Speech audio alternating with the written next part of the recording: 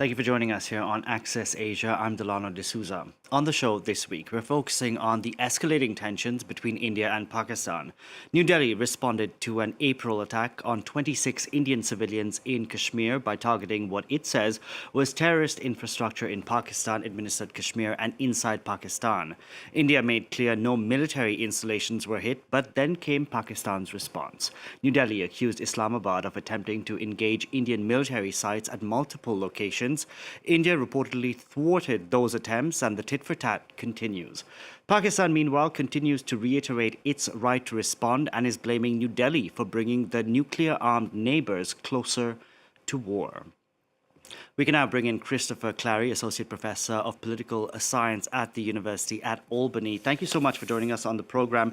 In statements coming from India right since its response began, it seems that New Delhi has been taking steps to avoid an escalation by not initially targeting Pakistani military infrastructure, for instance. Is that a fair assessment? Has New Delhi been offering an off-ramp?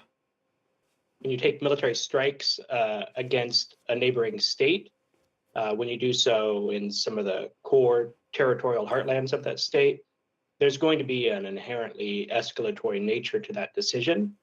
But within those constraints, India did try to focus just on facilities associated with non-state groups, tried to avoid civilian casualties, certainly, though those did occur at some of those sites, and was, in the initial round of strikes, sought to avoid hitting military assets.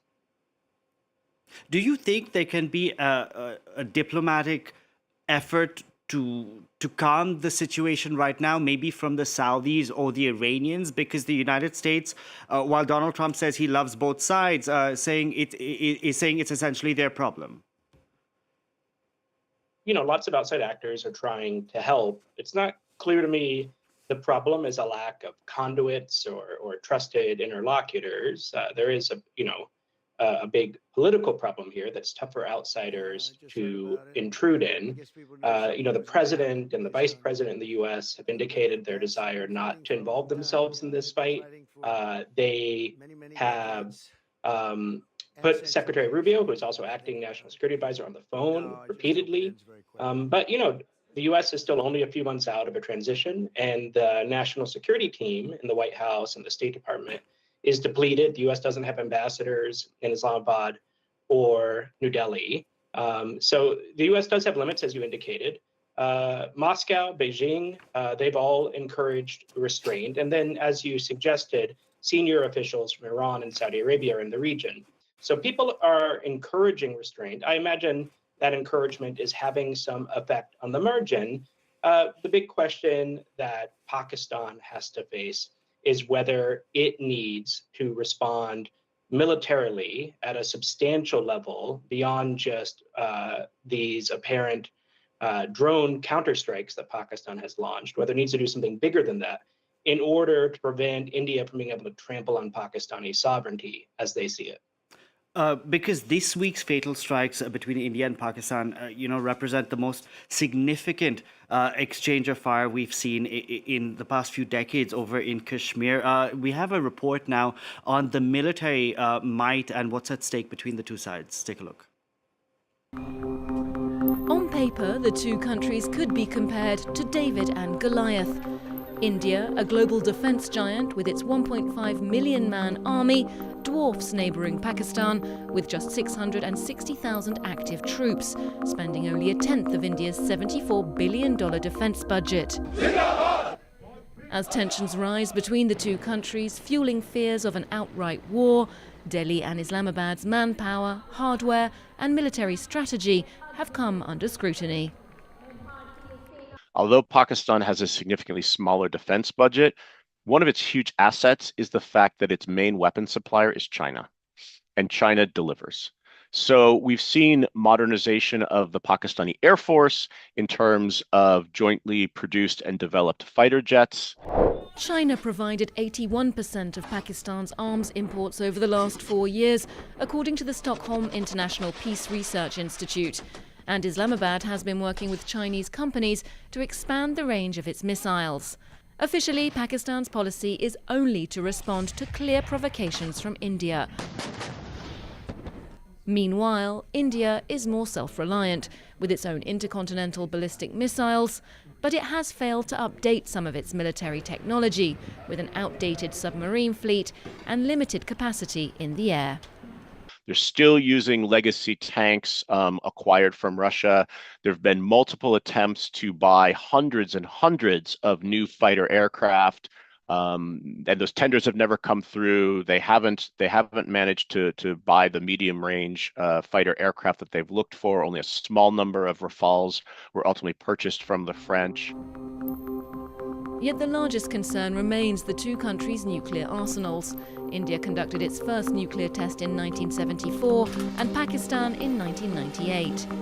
It's estimated that India has around 172 warheads, although it's never confirmed this number, and Pakistan circa 170.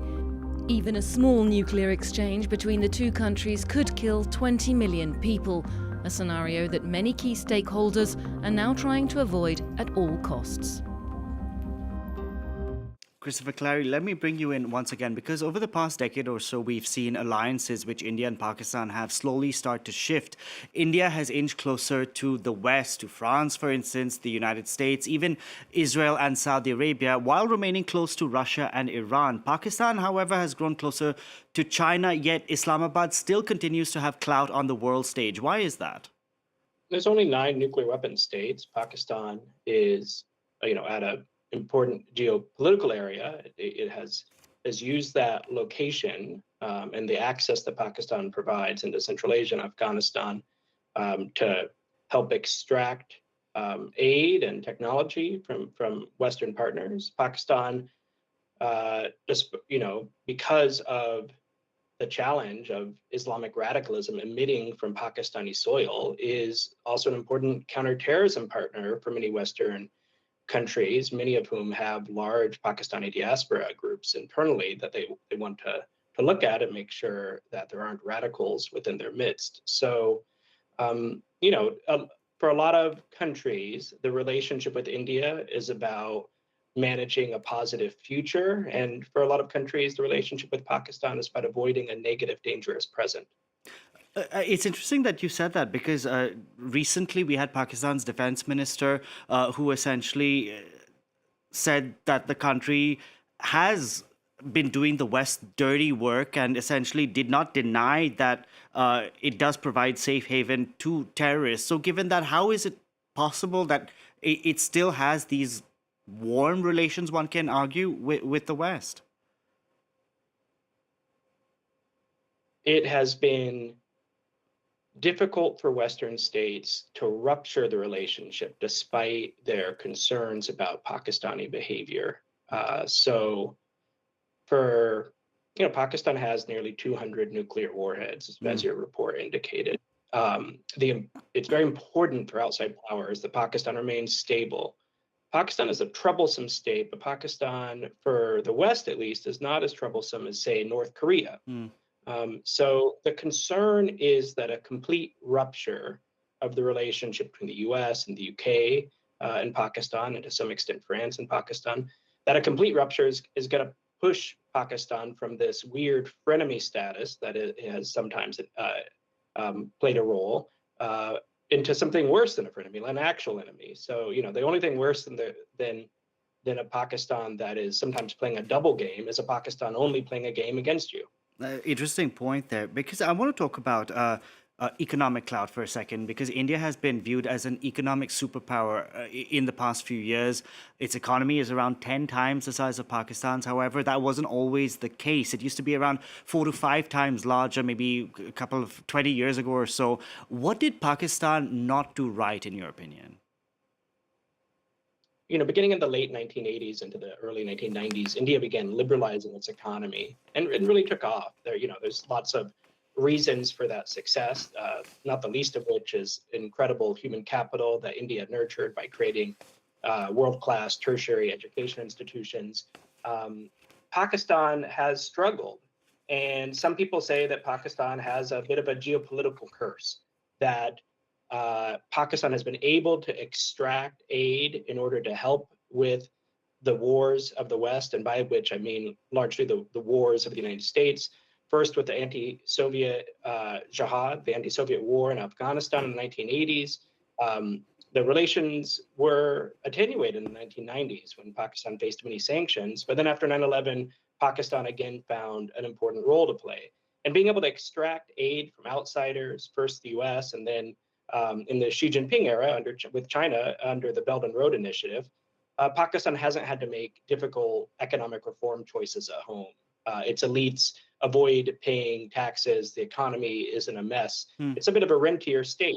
And India didn't have those same problems. India has not had to rely as much on outside aid in the last few decades, and that shows up in the economic growth trajectories. Every couple of years, we see these flare-ups between India and Pakistan over Kashmir, essentially. It eventually dies down, but the crux of the problem never gets fixed. It's like putting a Band-Aid on a gushing wound. Can the problem ever be fixed? The Kashmir problem ever be fixed if both sides aren't even speaking to each other? We're at a moment when the formal political dialogue process is broken down. India says, what's the point? Why should I talk to Pakistan so long as it abets and aids militant and terrorist groups that target my civilians? Pakistan is hesitant to take the hard steps of cracking down on radicals within and permanently crushing these groups because it's worried that India will just proceed to ignore it and never start a political dialogue. It's worried that India might not be reconciled to Pakistan's existence, and Pakistan alleges that it's not the only actor in South Asia to play a dirty game. Pakistan alleges that India supports violent insurgents in Pakistan. Pakistan has a Baloch ethnic minority. Pakistan has Islamic radicals within its Pashtun minority, and it says that India may have been helping them. It's very hard as an outsider to know whether the Pakistani allegations are true. It appears that they are sincere in believing them, though adversaries often believe the worst about one another. Christopher Clary, thank you so much for joining us on the program today. Thank you. That's it for this edition of Access Asia. From all of us on the team, thank you very much for watching.